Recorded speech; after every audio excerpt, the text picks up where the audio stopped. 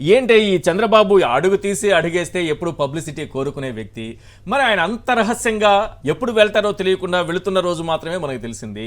పోనీ దానికంటే ఇంకో ముఖ్య విషయం అందరూ తెలుసుకోవాల్సింది, లోకేష్ ఎప్పుడో 16వ తారీఖున వెళ్ళిపోయారు. ఈ విషయం ఎవరికి తెలియదు. ఆయన ఎప్పుడో ఆయన కూడా ఇటలీకి వెళ్ళారని అంటున్నారు. ఇటలీకి వెళ్ళారో అమెరికాకి వెళ్ళారో తెలియదు. కానీ చాలా తెలివిగా రాస్తూ వచ్చారు సార్. ఒకరేమో విశ్రాంతి కోసం అని ఒకరు రాశారు, చెప్పాను కదా. ఇంకొకరేమో వైద్య పరీక్షల కోసం అని రాశారు. ఈనాడు, ఆంధ్రజ్యోతి దినపత్రికలో. ఈనాడు దినపత్రిక చాలా జాగ్రత్తగా విదేశీ పర్యటన రాసింది, కానీ ఎక్కడ అమెరికా వెళుతున్నట్టు రాయలేదు. అదే ఆంధ్రజ్యోతి దినపత్రిక చూస్తే చాలా క్లియర్గా రాశారు. ఎందుకు ఇటలీ వెళుతున్నారనే విషయాన్ని ఇద్దరు ఎందుకు చెప్పలేదు? వీళ్ళకి అన్నీ తెలుస్తాయి కదా. జగన్మోహన్ రెడ్డి గారి గురించి తాటికాయ అంత అక్షరాలతో రాస్తారు కదా. వీళ్ళకి అన్నీ తెలిసిన వీళ్ళు ఎందుకు రాయలేదు, ఎందుకు దాచిపెట్టారు? Point number 1. పాయింట్ నెంబర్ 2 ఏంటంటే, అసలు ఇటలీలో ఏం పని? నిజంగా ఆయన విశ్రాంతి కోసం వెళితే అది చెప్పే వెళ్ళొచ్చు కదా. అంత సీక్రెట్గా ఎందుకు వెళ్ళాలి చంద్రబాబు నాయుడు? ఈశ్వర్, అందరికీ నమస్కారం. ఇప్పుడు వెంకటరెడ్డి గారు వైసీపీ ప్రతినిధిగా చంద్రబాబు నాయుడు గారి పర్యటన పైన తీవ్రమైన అనుమానాలు లేకపోతే విమర్శలు చేశారు. ఈ పరిస్థితి కారణం ఎవరు అంటే, చంద్రబాబు నాయుడు గారిని ఏదో అధికారంలో కూర్చోబెడతాను కోసం 24 గంటలు కృషి చేస్తున్నారు కదా కొన్ని మీడియా ఛానళ్ళు. వాళ్ళే ఆయనకి సమస్య కారణం. చంద్రబాబు నాయుడు ప్రధాన సమస్య ఎవరు అంటే వాళ్ళే. ఇప్పుడు డాక్టర్ గారి గురించి ఒక ఆరోపణ చేశారు వెంకటరెడ్డి గారు. ఆయన ఏదో చాగంటి సోమయాజులు అయినట్టు ఒక అరగంట కూర్చోబెట్టుకుని మీడియా కూర్చోబెట్టుకొని ఆయన దగ్గర పిచ్చి మాటలన్నీ మాట్లాడిచ్చేసి ఆయన ఒక ఇంటర్నేషనల్ పర్సనాలిటీగా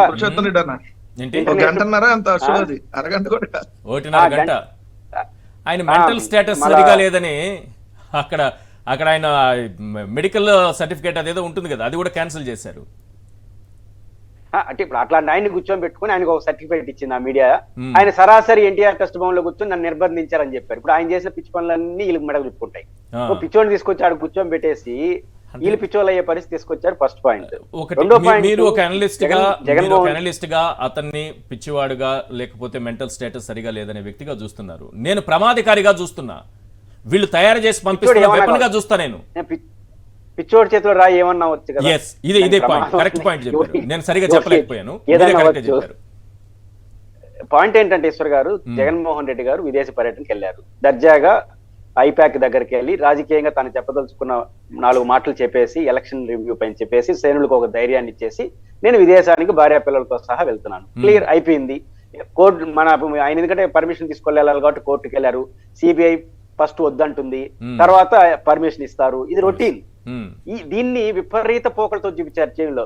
సిబిఐ పర్మిషన్ వద్దని అంటా ఉంది. అది సహజం, ఎప్పుడు వద్దంటుంది సిబిఐ. బెయిల్ ఎప్పుడు వద్దంటుంది పోలీస్ వ్యవస్థ.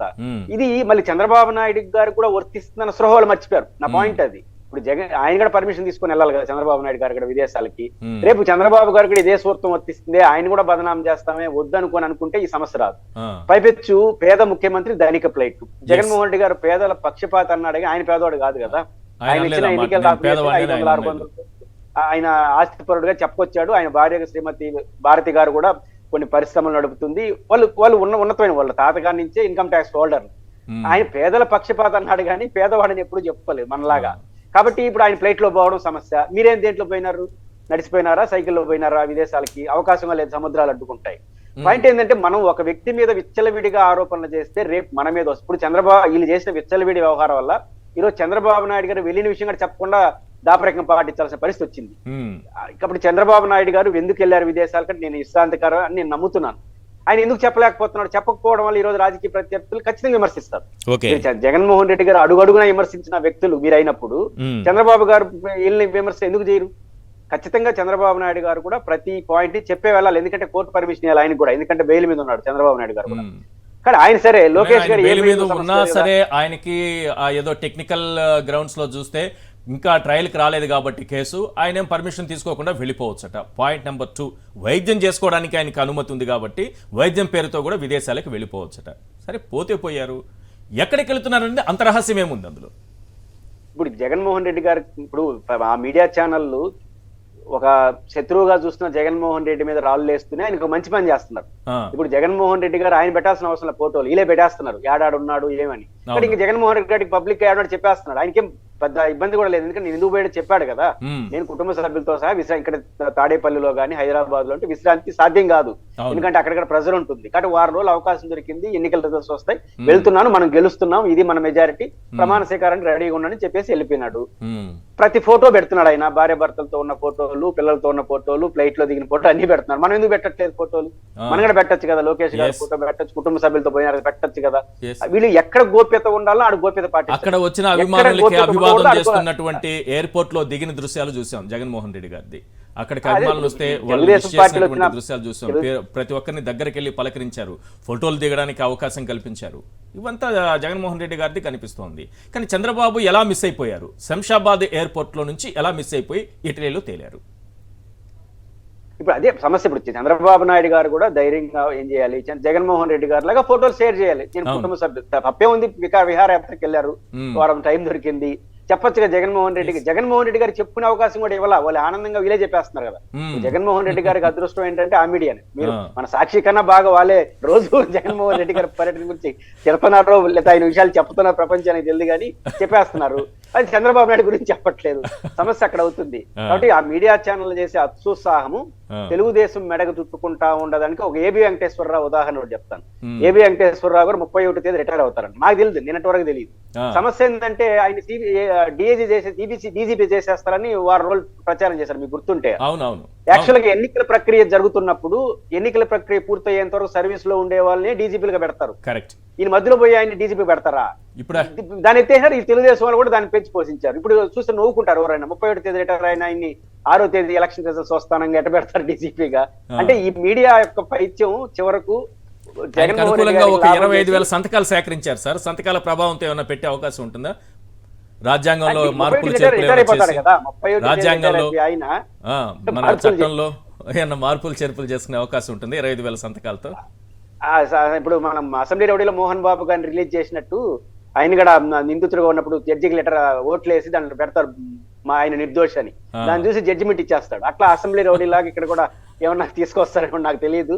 కానీ నేనేమంటాను, జగన్ గారు మొదటి నుంచి వ్యూహాత్మకంగా చంద్రబాబు నథింగ్, ఆ మీడియాని నా శత్రువు అన్నాడు.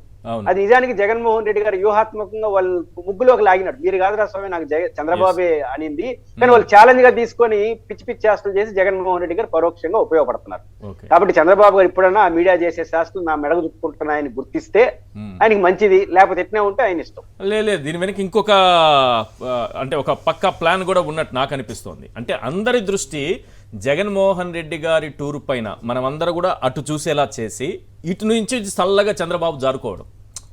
మీకు అర్థమవుతుందా? అందరేమో జగన్మోహన్ రెడ్డి గారి టూర్ గురించి చర్చించుకుంటూ ఉంటారు, ఇక్కడేమో చంద్రబాబు చల్లగా జారుకుని ఇటులోకి వెళ్ళిపోతారు. ఇది ఒక వ్యూహం ఉండొచ్చు కదా. 2 రోజులుగా అయింది, 2 రోజులుగా అయింది, జనం నామస్మరణ మర్చిపోయి జవహర్ రెడ్డి నామస్మరణ చేస్తున్నాయి కొన్ని రోజులుగా. ఇప్పుడు ఏమైనా జన నామస్మరణ చేస్తే 4 ఓట్లు వస్తాయి, కానీ జగన్మోహన్ రెడ్డి గారి నామస్మరణ చేస్తే లేదా జవహర్ రెడ్డి నామస్మరణ చేస్తే ఏం వస్తాయి వీళ్ళకి? కానీ చంద్రబాబు నాయుడు గారు ఆంధ్రప్రదేశ్ సరిహద్దు దాటిన తర్వాత 4 ఓట్లు రావు. ఆంధ్రప్రదేశ్ లో జరగాల్సిన రాజకీయ పరిణామాన్ని ఇతరుల చోట ఏం చేసేయగలరు? బయటకు పోయి ఏమీ చేయలేరు. ఏదైనా ఉంటే ఆంధ్రప్రదేశ్ గ్రౌండ్ లో తేల్చుకోవాల్సిన విషయాలు అంతర్జాతీయ గ్రౌండ్ లో పోతే ఇట్లే ఉంటుంది. ఎందుకు ఇది ఒకటి చెప్పండి సార్, రామోజీరావుకి ఎందుకు టార్గెట్ అయ్యారు జవహర్ రెడ్డి గారు? ఆయన్నే టార్గెట్ చేస్తూ చెలువలు పలువులుగా వార్తలు రాసిందే. ఏది అవాతాతల పెన్షన్ల దగ్గర నుంచి ఇప్పుడు జరుగుతున్నటువంటి అంశాల దాకా మొత్తం ఆయన ఫెయిల్యూరే, ఆయనే చేశారన్నట్టుగా. ఏంటి ఆయన ఎందుకు టార్గెట్ చేస్తున్నారు పాపం? Simple logic. లాస్ట్ 2019లో చీఫ్ సెక్రటరీ గారిని స్వయంకృత అపరాధం వల్ల ట్రాన్స్ఫర్ అయిపోయినాడు. మీకు గుర్తుంటే ఏ ప్రతిపక్షం కూడా ఆ రోజు చీఫ్ సెక్రటరీ మార్చమని చెప్పలేదు. అవును, ఆ రోజు చీఫ్ సెక్రటరీ గారిని ఎలక్షన్ కమిషన్ జరిగింది. ఎందుకని? ఏబి వెంకటేశ్వరరావు గారిని తొలగించమని చెప్తే ఆయన మాట వినలేదు. ఎందుకు? చంద్రబాబు గారు ప్రెజర్ చేశారు. ఏమని? ఆయన చెప్పినా మీరు చెయ్యొద్దండి, దాన్ని కూడా రాజకీయ కోణంలో మోడీ మీదకు చూడదాం అంటే ఏమన్నా సిబిఐ నోటీస్ ఇవ్వని, సీఎం రమేష్ కు నోటీస్ అంది, మా రాష్ట్రం మీద దాడిగా క్రియేట్ చేద్దామని చీఫ్ సెక్రటరీని బలి తీసుకున్నాడు. ఇప్పుడు అట్లాంటి బలి జవహర్ రెడ్డి అవలా. జవహర్ రెడ్డి గారు తెలివైన ఆఫీసర్ కాబట్టి ఆ పాత చీఫ్ సెక్రటరీ లాగా బలైపోకుండా పర్ఫెక్ట్ గా ఇంప్లిమెంటేషన్ చేస్తున్నాడు కాబట్టి వాళ్ళకి బాధ ఉంటుంది తప్ప ఇంకోటి నాకు అనిపించలేదు.